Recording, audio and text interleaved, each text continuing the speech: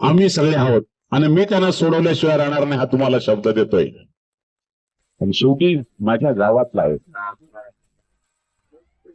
मला माझ्या गावातल्या माझ्याकडे त्या भगिनी येत होत्या, त्यांना मी पूर्ण त्यांना वकिलापासून सगळ्यांच्या बरोबर जोडलेला आहे. दिवसापूर्वी बदलापूर मोहल्ल्यामध्ये एक चौकसभा झाली होती. त्या चौकसभेमध्ये आमदार साहेबांनी कुठल्या तरी आरोपीला बाहेर काढण्याची भाषा केली होती. नेमका हे काय प्रकरण आहे? विधानसभेमध्ये जो विषय मांडला गेला ते माननीय आमदार भारतीय जनता पार्टीचे अतुलजी भातखळकर यांनी जो विषय मांडला होता, गो हत्या प्रकरण करणाऱ्याला त्यांना तातडीने लवकरात लवकर कारवाई करा. तर ते गो हत्येचा आरोपी कुठं होते? तर ते बदलापूर गावातले आरोपी होते. तर त्यांचा समर्थक कोणाचा होता? तर भारतीय जनता पार्टीच्या आमदाराचा समर्थक होता. आणि भारतीय जनता पार्टीच्या आमदारांनी 2 दिवसापूर्वी बदलापूर गावात चौक सभा घेतली आणि त्यांनी सांगितला का त्यांना लवकरात लवकर सोडवण्यात येईल. ह्यो तुमचं हिंदुत्व का?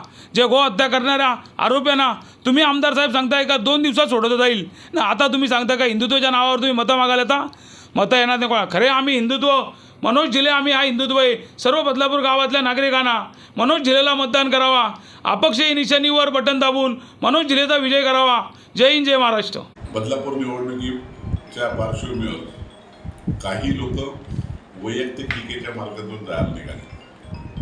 कारण म्हणजे काय, बदलापूर गावात एक चौक सभा झाली. त्या सभेमध्ये मी कोणत्या आरोपीच्या बाबतीत बोललो याचं कुठेही नामोल्लेख नाही.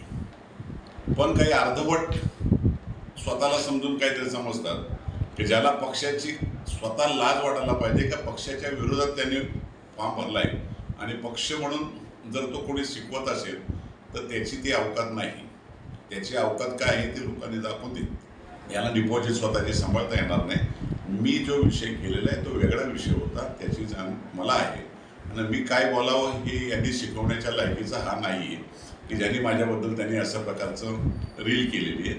त्याला मी त्याचा कधीच नाव घेण्याच्या लायकीचा तो नाही आहे. त्यामुळे निश्चितपणे मी त्याचा निषेध करतो. मी जनतेत काय आहे हे गेल्या 25 वर्षापासून माझी जनता माझ्यावर प्रेम करते आणि असल्या भुंकणाऱ्या कुत्र्यांना मी कधीच किंमत देत नाही.